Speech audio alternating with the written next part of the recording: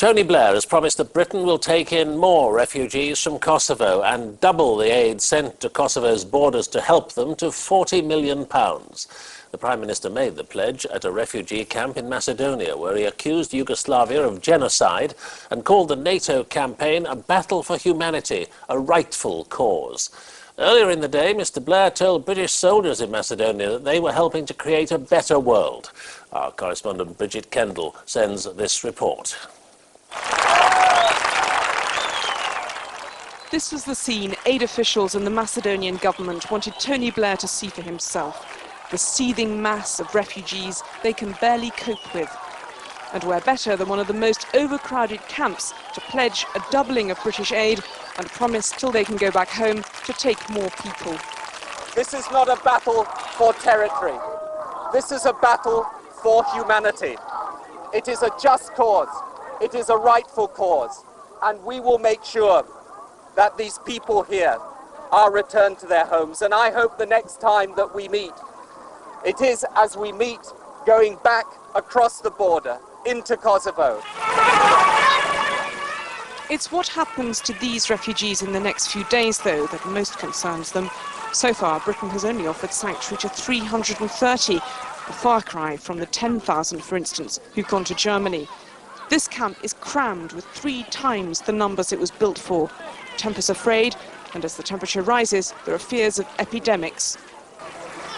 It's the stench of this place that really gets to you, and you have to be here to appreciate it. And this is just after 3 days of warm weather. Imagine what it'll be like when the summer really gets going. And this is one of the biggest and best organised camps in Macedonia.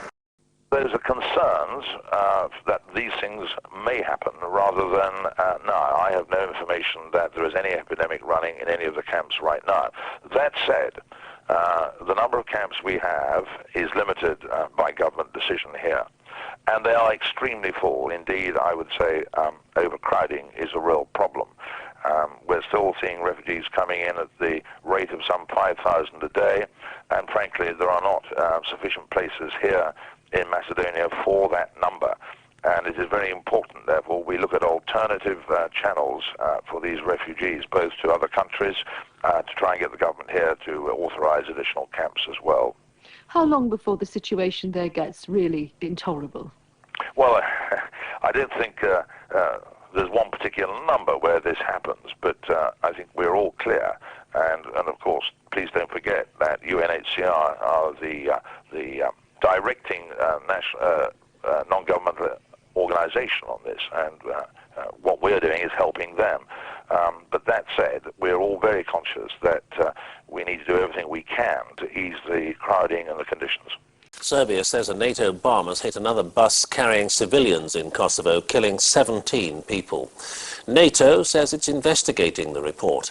The Serbs say the bus was hit around noon near the town of Peć in western Kosovo. Our World Affairs editor John Simpson sent this report from Belgrade. Like all journalists there, his reports are being monitored.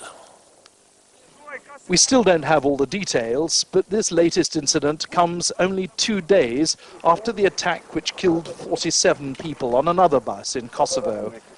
Now more people have died. It's precisely the kind of thing the government here hopes will undermine support for the NATO attacks in the West.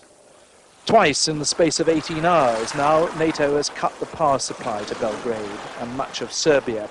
For most people, it's not much more than an inconvenience, at least in the daytime, but there are places where electricity can mean life itself. In Belgrade's main maternity hospital, for instance, the power was off again today.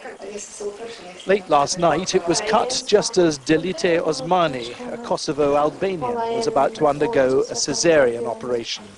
It was carried out by candlelight until the hospital's generator got going. Both Delite and her baby are fine now. The power was cut to the incubators too. The babies were all right, just. But from now on, things are going to be harder here. We have experience, we have goodwill. I don't know, we will try to do the best. But it is very hard to do in those conditions without power, without electricity, without water supplies. We're getting into a new and even more difficult phase of the war now. It's coming closer to everyone here, and the civilian casualties seem likely to go up. NATO's determination is going to be tested even further. John Simpson, BBC News, Belgrade. President Clinton is having talks with the Russian envoy Viktor Chernomyrdin at the White House tonight to discuss the crisis in Kosovo. Shortly before they were due to meet, Mr. Clinton said for the first time that there could be a pause in the bombing campaign provided the Serbs had accepted NATO's basic demands. Our correspondent Stephen Sacker is in Washington. Stephen, is President Clinton just going through the motions to keep the Russians on side, or is there some real movement here?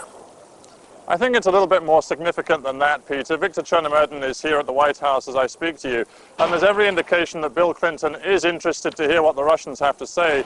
Chernomyrdin's brought with him a letter from Boris Yeltsin. We know that they have the latest proposals from Slobodan Milosevic with them as well. What Bill Clinton said today before Chernomyrdin arrived was that there was the possibility of a pause in the NATO airstrikes if there is clear, unambiguous evidence that the Serbs are pulling forces out of Kosovo, and if the Serbs accept the principle of a UN-led or an international armed force inside Kosovo. That's a different line from the line we've heard from Mr. Clinton before, but it doesn't mean yet that we're anywhere near a negotiated end to this conflict. But when he says he's not seeking total victory, only the minimum conditions to get the Kosovo Albanians back home, that does sound like a softening of the NATO line. You're right, the language today was interesting. Mr. Clinton went out of his way to say we are not interested in the total defeat of Milosevic or the Serbian nation. And he also pointed out that there could be room for manoeuvre and discussion on the composition of this armed international force that will have to go in if and when Serbian forces are pulled out of Kosovo. So for the first time, there's an impression that there is something to talk about. There's some kind of diplomatic channel opening up, which of course is being supervised by the Russians. But I should say, Peter, that still US officials here insist that they are skeptical. They've heard nothing yet from Slobodan Milosevic, which prepares them to believe that he is now ready to accept these basic NATO conditions for ending the airstrike.